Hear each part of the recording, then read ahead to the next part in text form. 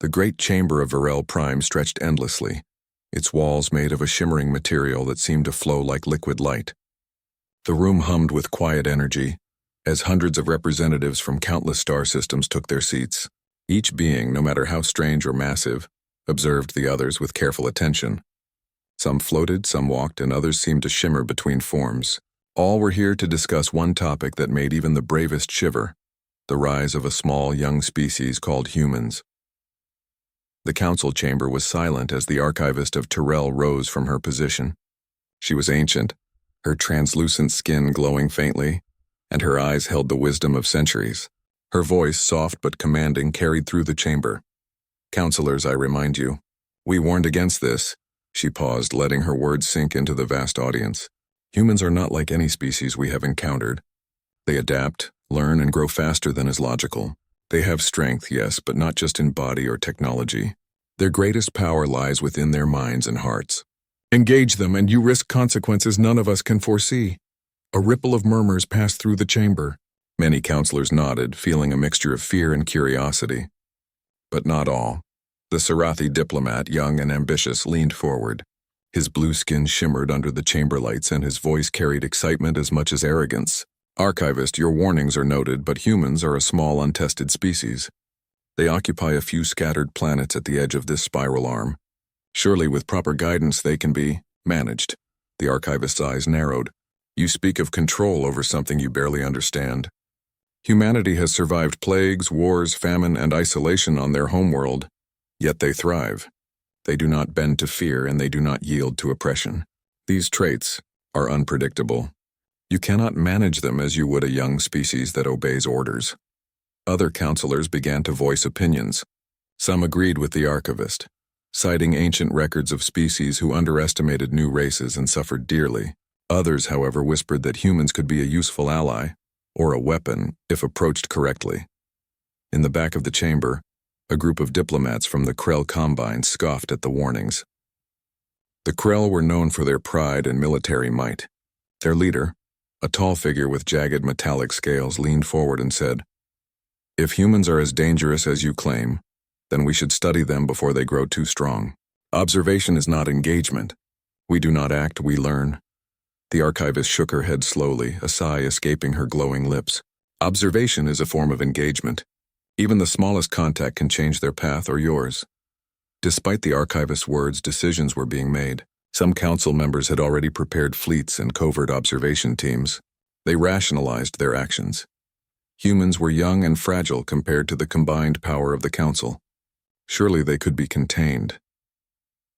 Weeks later, the first fleet, a small contingent from the Sarathi Dominion, launched from their homeworld. They moved quietly, cloaked by advanced stealth technology, believing themselves invisible. Their mission was simple: observe the humans, report back, and return without interference. But humans did not need to attack to be dangerous. They had an uncanny ability to notice even the smallest anomaly, a skill born from centuries of surviving harsh and unpredictable environments on their home planet. The moment the Sarathi fleet approached the edge of human space, their sensors began to fail. Systems glitched and readings became scrambled. On the command deck of the Sarathi flagship, the captain tapped frantically on the controls. "Our stealth is failing," he reported. "We're being tracked." The crew exchanged anxious glances. They had been trained for battle, for diplomacy, for exploration, but not for something they could not explain. Suddenly, a message appeared on every screen in the fleet. It was simple, yet chilling. "You are being watched." "Identify yourselves," the captain's voice faltered. This is impossible. How can they—" Before he could finish, a human ship emerged. It was small and unarmored by galactic standards, yet it moved with purpose and precision. Its presence was calm but commanding. "State your intent," a voice called through the fleet's communication channels. Clear, firm, human. The captain hesitated. We are here to observe." "No threat intended," the human voice replied almost gently. "You are in our space without permission. Leave peacefully, or we will act." The Sarathi tried to assert authority, issuing commands to maintain their position. But the humans had already disabled all propulsion systems on the lead ship. Engines failed, weapons offline. Within moments, every ship in the fleet was powerless. Panic spread as the crew realized they were at the mercy of a species they believed they could intimidate. And yet, there was no violence. No destruction. The humans guided the Sarathi fleet away from human territory, ensuring no harm came to the visitors. Once they were clear, the human ship vanished into the void. The Sarathi fleet, confused and humbled, drifted silently back toward council space. When the story reached the council, silence filled the chamber. Many councilors had believed humans were primitive, manageable, even weak. Now every member understood that something about humanity could not be predicted. The archivist's voice, soft but cutting through the silence, reminded them, this is only the beginning. They learn, they adapt, they endure. They do not fear death, nor do they bend to threats. This is why you were warned. Do not engage humanity. Whispers filled the room. Councilors debated and argued, but no one could deny the truth. Humans were different, unstoppable in ways that did not rely on firepower or numbers. Outside the chamber, stars glittered cold and indifferent. Humanity continued on its scattered planets, unaware of the waves it was sending through the galaxy. And somewhere far from prying eyes, humans were preparing for challenges they could not yet see.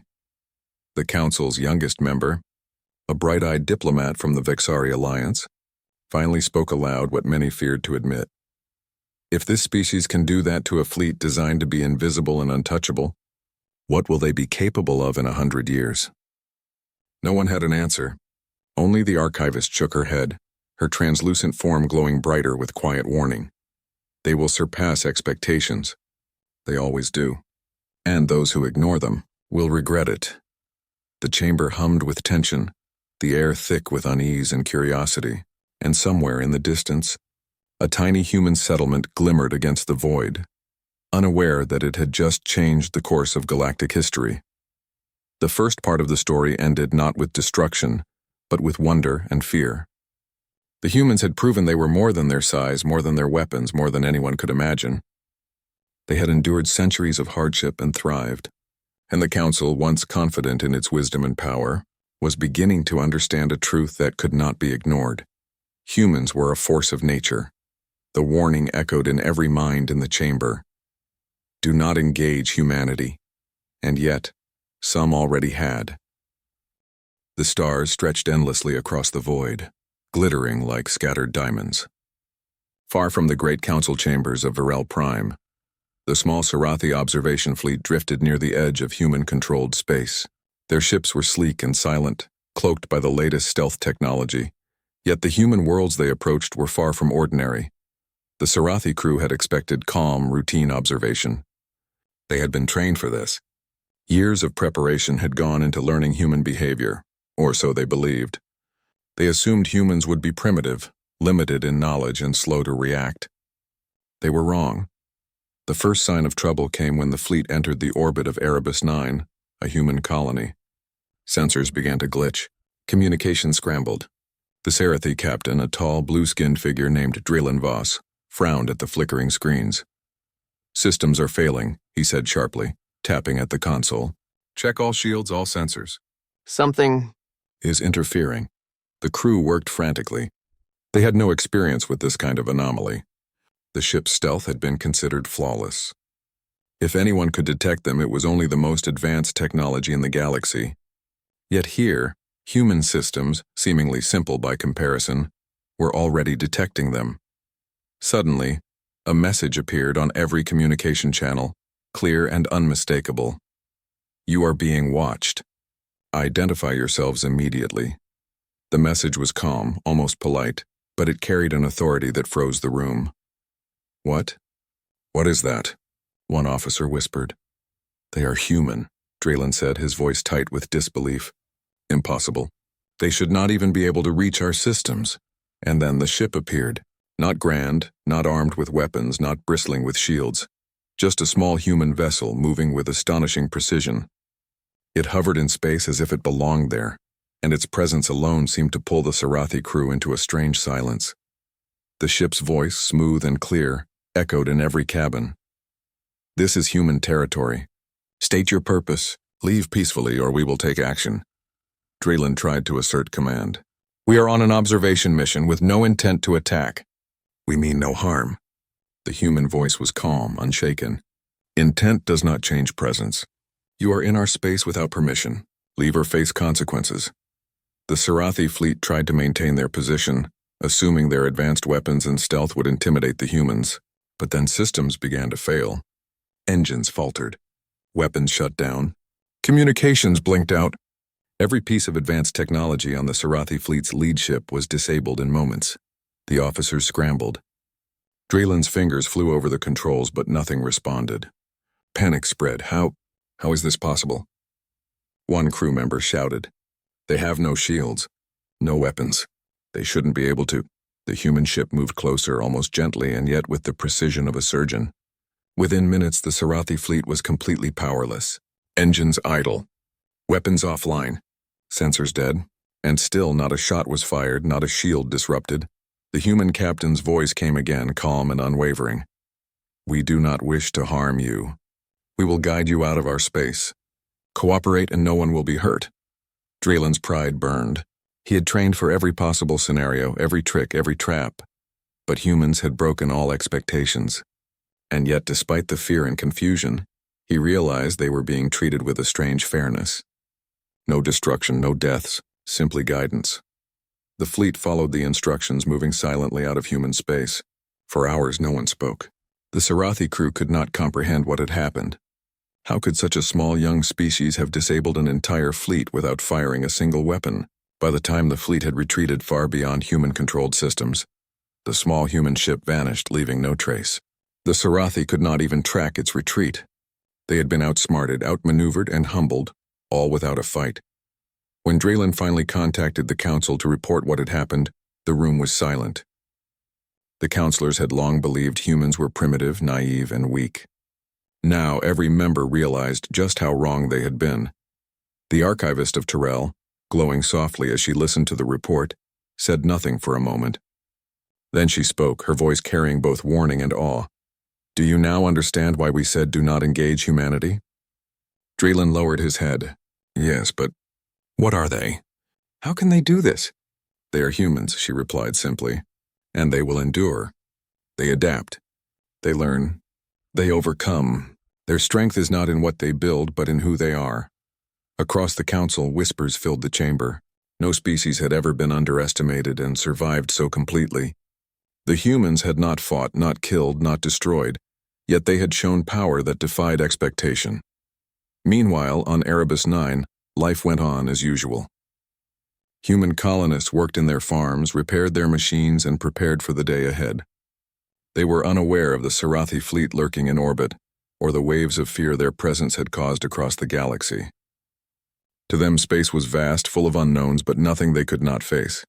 Humanity's confidence did not come from arrogance, but from experience. They had survived worse on Earth, and now they could survive anything.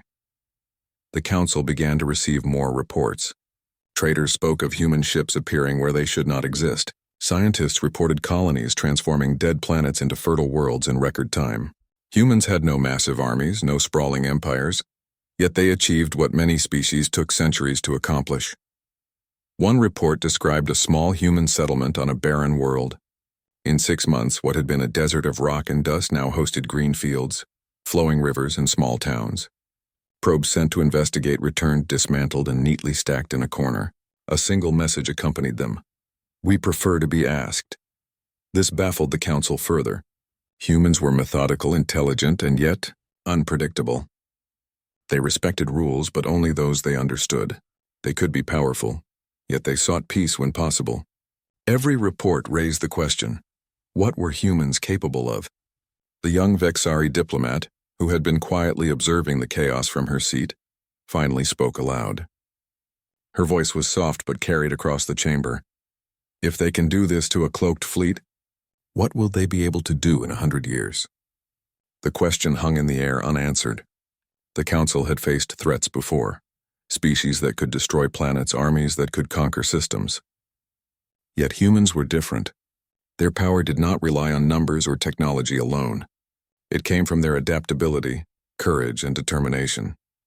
Back on the Sarathi ships, the crew silently nursed their wounds to pride.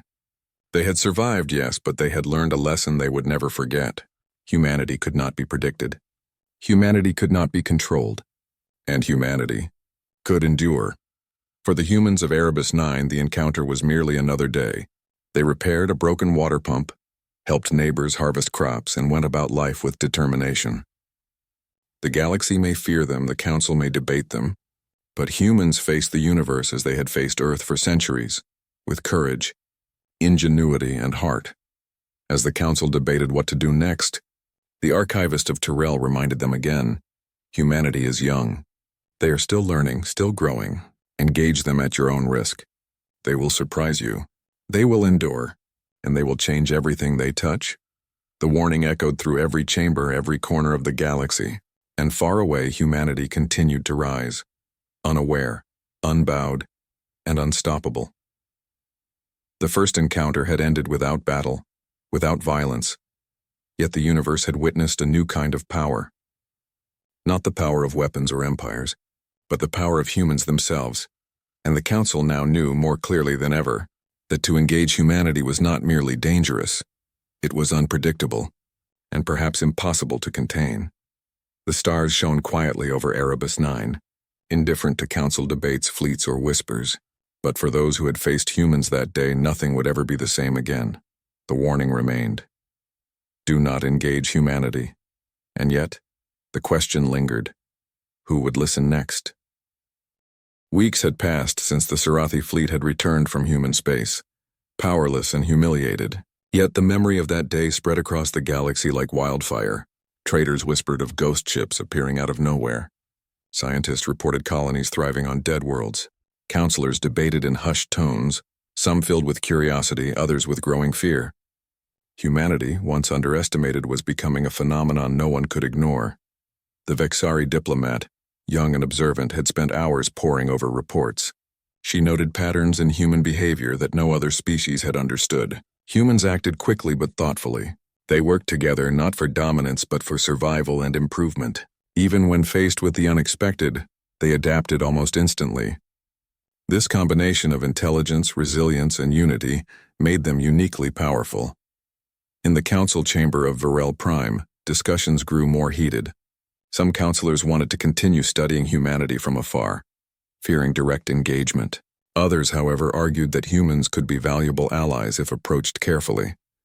The debate was long and complex, yet one truth emerged clearly. Humans were unlike any species the galaxy had seen. Meanwhile, far from council halls and political debates, humans continued their quiet expansion.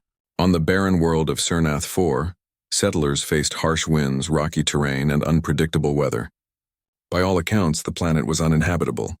Yet within months, humans had constructed small domes for farming, built clean water systems, and established research stations. Scientists from other species tried to study the process remotely, only to find that their probes had been dismantled and neatly stacked on the ground. A single message accompanied them: "We prefer to be asked." This phrase began to haunt counselors. Humans were methodical yet unpredictable. They respected rules when they understood them, but refused to submit to external authority. They were peaceful when possible, but unyielding when challenged. The Krell Combine, known for pride and military strength, could not resist testing humanity's limits. A massive fleet was prepared, designed to overwhelm any human defenses. The Krell believed that if humans could be intimidated, their dominance would be easy to secure. They called the mission a routine engagement, but in reality, it was a test of power and a display of Krell arrogance.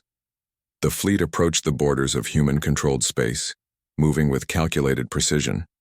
Yet, as they entered the first human system, reports came back that confused even the most confident officers. Ships lost sensor accuracy. Communications became distorted. Navigation systems malfunctioned. It was the same pattern the Sarathi fleet had experienced, but on a larger scale. Captain Draylen Voss, still shaken from the previous encounter, was called in by the Krell command. He advised caution, recounting what had happened with the Sarathi fleet. "Humans, they are not like any species we have faced," he warned. "Do not underestimate them. They will adapt, they will endure, and they will surprise you in ways you cannot predict." The Krell commander, A tall figure covered in black armored scales sneered. "Your fears are irrelevant. We are prepared. We will not fail." Yet, as the fleet moved closer to the human colonies, the first signs of unexpected resistance appeared. Ships found their weapon systems disabled without contact. Engines faltered. Even artificial intelligence systems built by the Krell began to behave strangely, sometimes following commands, sometimes shutting down entirely. Panic spread among the officers. The Krell had faced countless adversaries in the past, from cunning strategists to powerful empires. Yet humans were different. They did not strike with overwhelming force. They did not seek to destroy.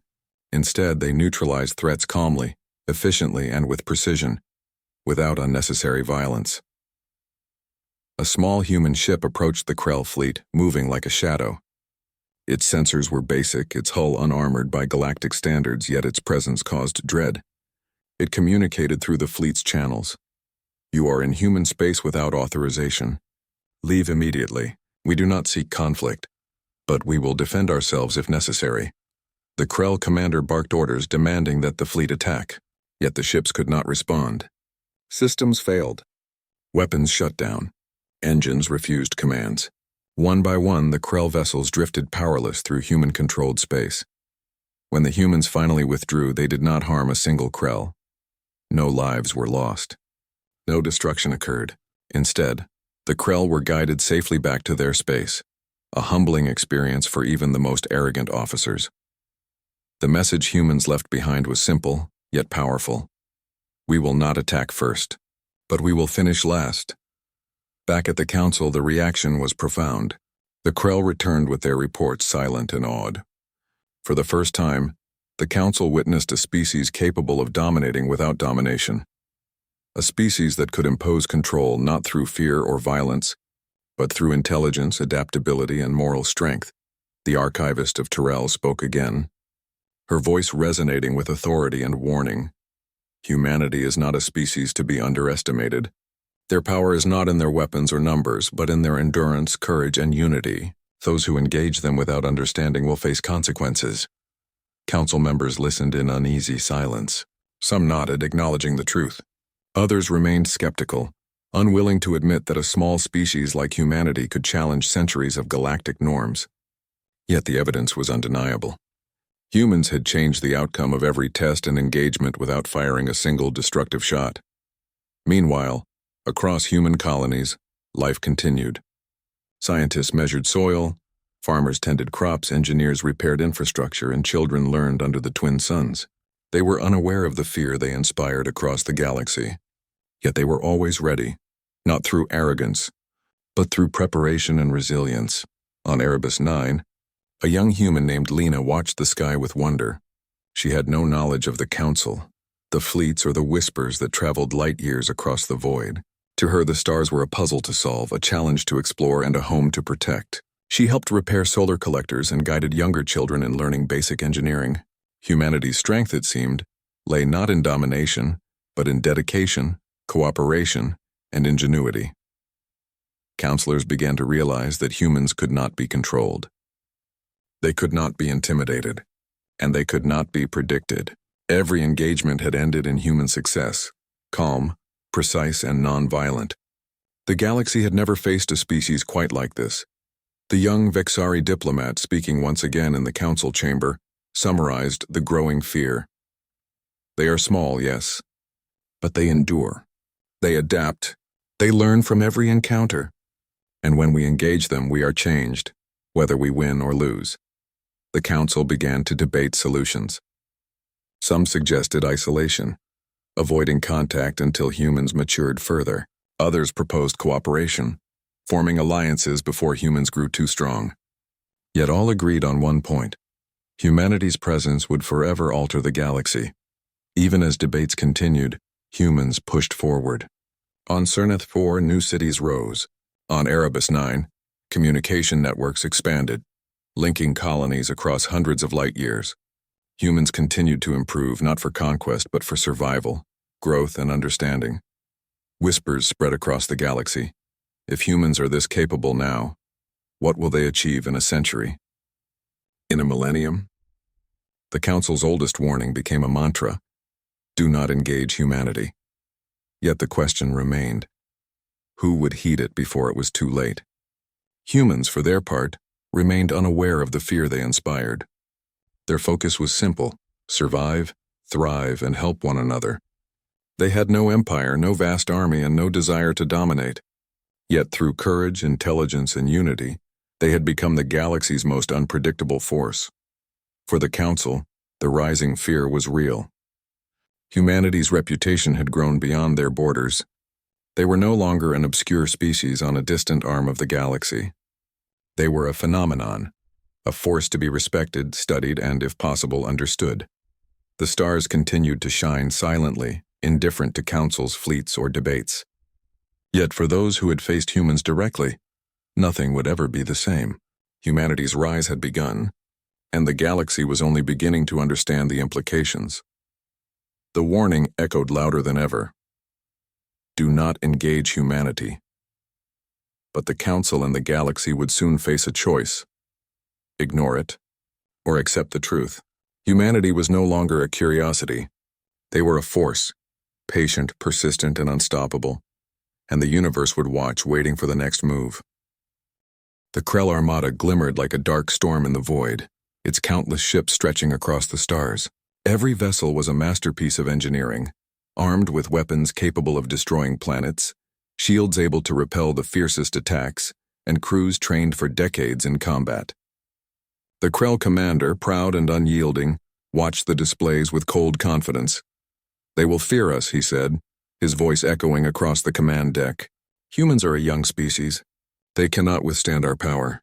This will be a simple test." The officers nodded, eager to see the humans yield. They had heard the stories, of course.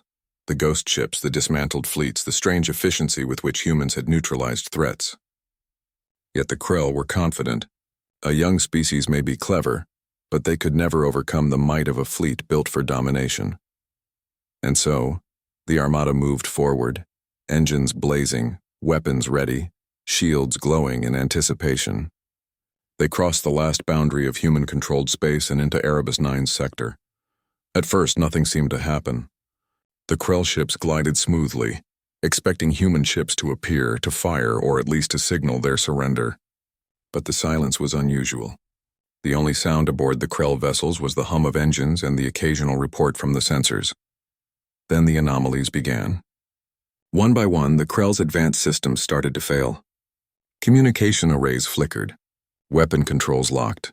Engines stuttered as if the ships were resisting their own commands. Panic spread among the officers. The Krell commander's eyes narrowed. Prepare for electronic interference. Deploy countermeasures. The crew worked frantically, but no countermeasure could fix the disruptions. Every attempt to regain control failed. Their greatest technology, designed to withstand the deadliest threats in the galaxy, had been neutralized. Then, human ships appeared, small, unarmored, and seemingly fragile. Yet they moved among the Krell fleet with an effortless precision that stunned even the most experienced officers.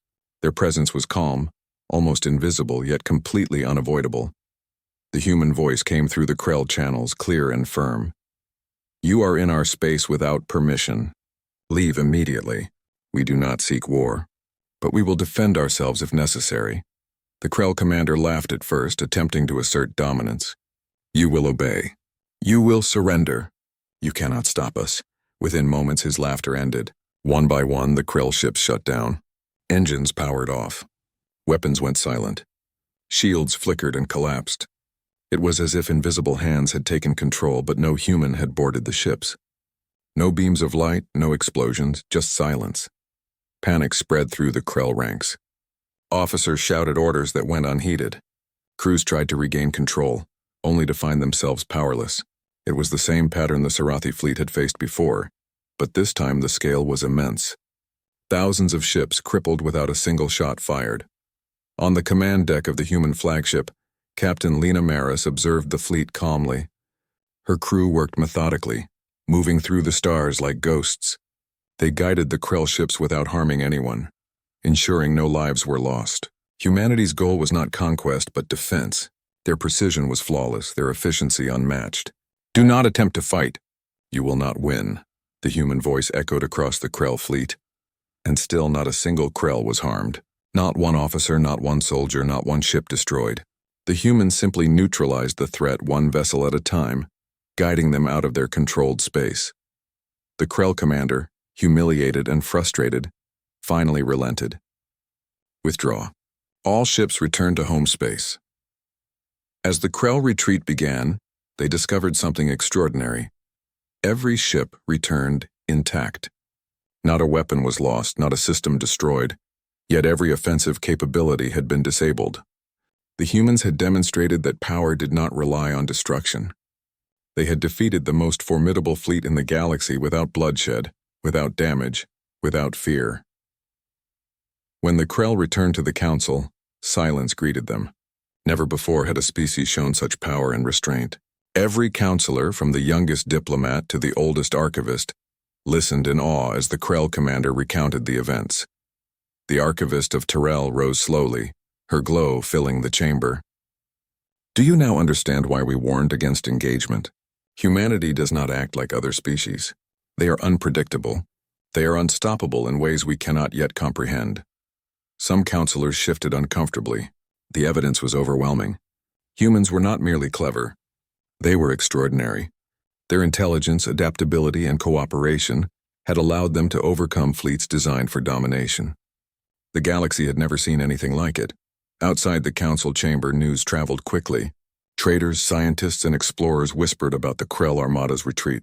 Planets once thought uninhabitable were now thriving under human care. Colonies spread across the stars, building, learning, improving. Humans had no grand empire, no massive armies, no desire to dominate. And yet they were the most formidable force the galaxy had encountered. Even within human colonies, life remained peaceful. Engineers repaired failing equipment. Scientists measured soil and analyzed water. Farmers tended crops. Children learned, played, and explored. Humanity's power was not in fear, nor in destruction, but in resilience, intelligence, and unity. Captain Lena Maris observed the colonies quietly, reflecting on the Krell encounter. Humanity had shown the galaxy that strength could exist without violence. Their victory had been complete, yet they had caused no death. They had defended, not attacked, and through it all they had remained calm, methodical, and humane. The Council realized that humanity's rise could not be stopped. Attempts to intimidate, control, or engage them only demonstrated their unique capabilities. Humanity did not fight like other species, yet they won in ways no one could predict. The Vexari diplomat, still young but perceptive, finally spoke. They are small in number, yes, but they endure. They adapt. They cooperate. They learn faster than any species I have studied. If the Council fails to respect them, the consequences could be unimaginable. The archivist nodded. Humanity will change the galaxy, whether we are ready or not. Engage them and you will be surprised. Ignore them and you may be left behind. For the Krell, the humiliation of their retreat was a bitter lesson.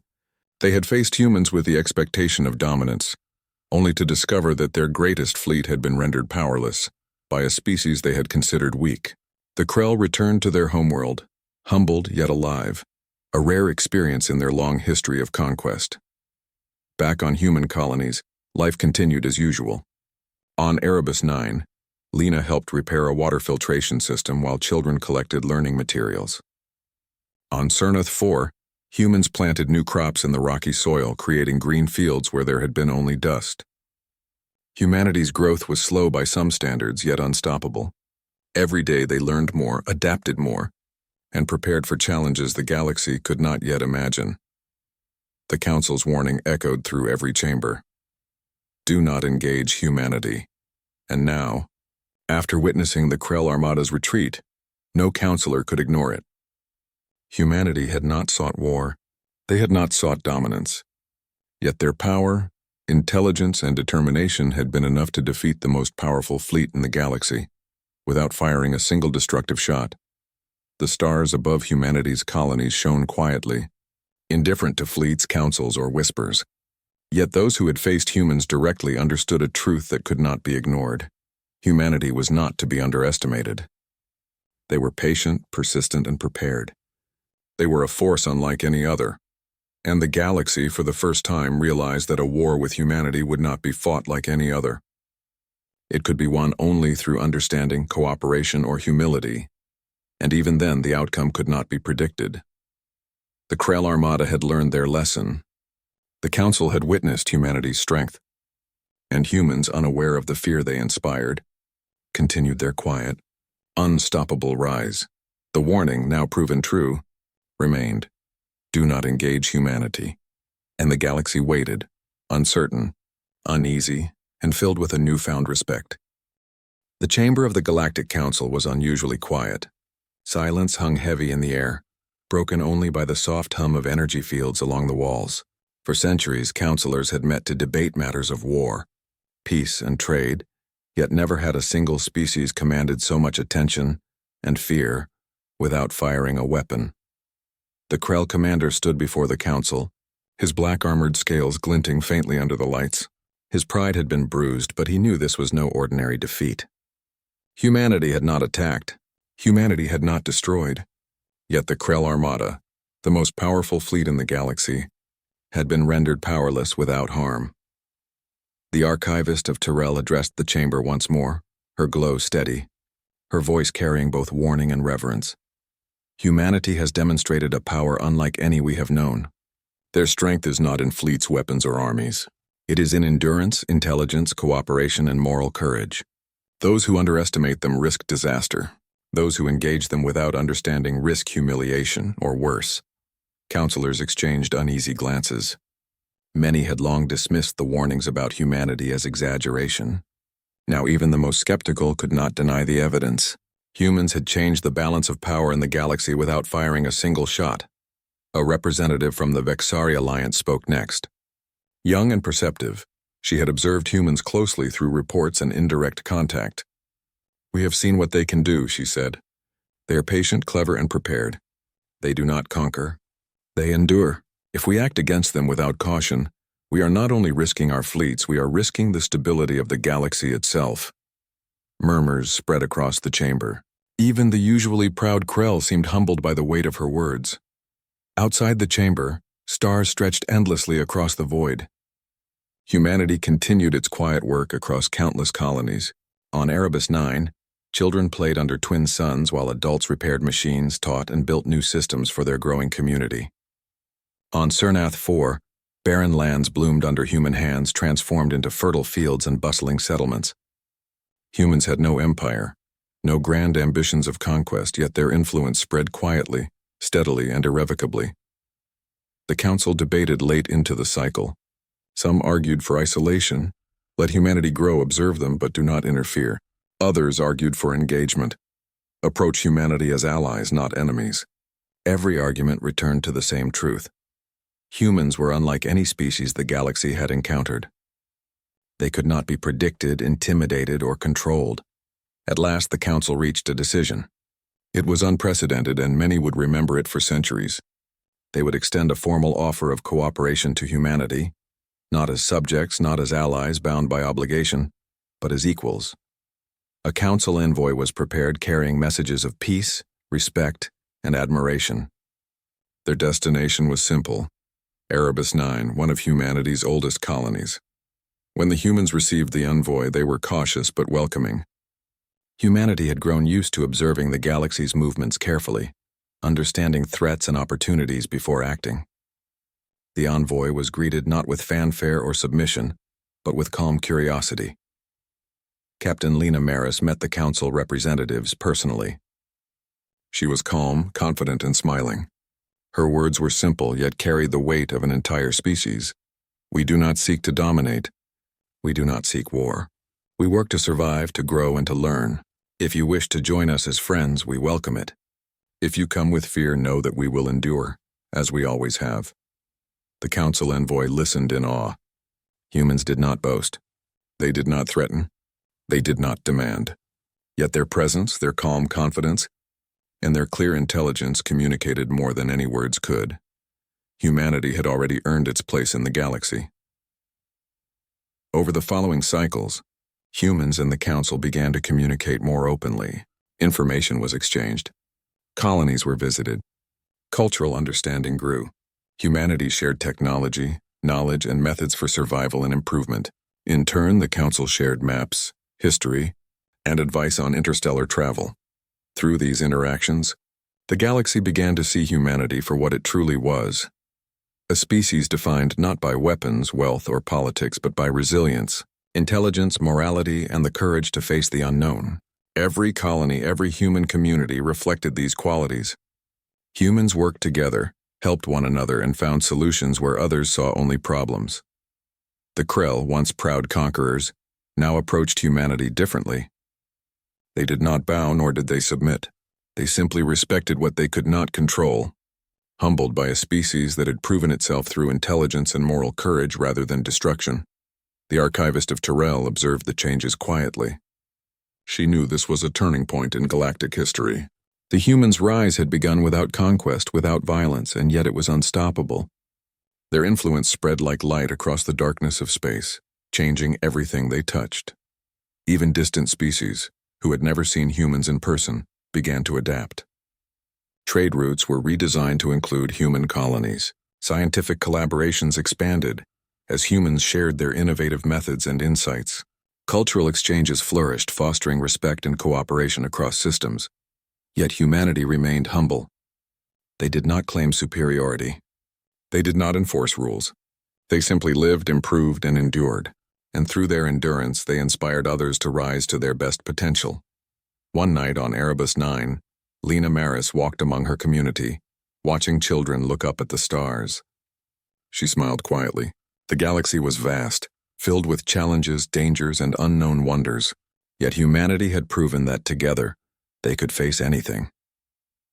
A young child approached her and asked, "Will we ever meet other species?" Lena knelt, looking into the child's wide eyes. "Yes," she said softly. "Some will be friends, some will be cautious, but all will learn that we are not a species to fear, and that we can face the stars together." Back in the council chambers, the archivist of Tyrell reflected on what had been achieved. Humanity's rise was a lesson for every species. Power was not measured in fleets or weapons, but in courage, intelligence, and unity. Those who respected these qualities found allies. Those who ignored them learned humility. The Council's oldest warning, once ignored or doubted, became a lesson etched in history.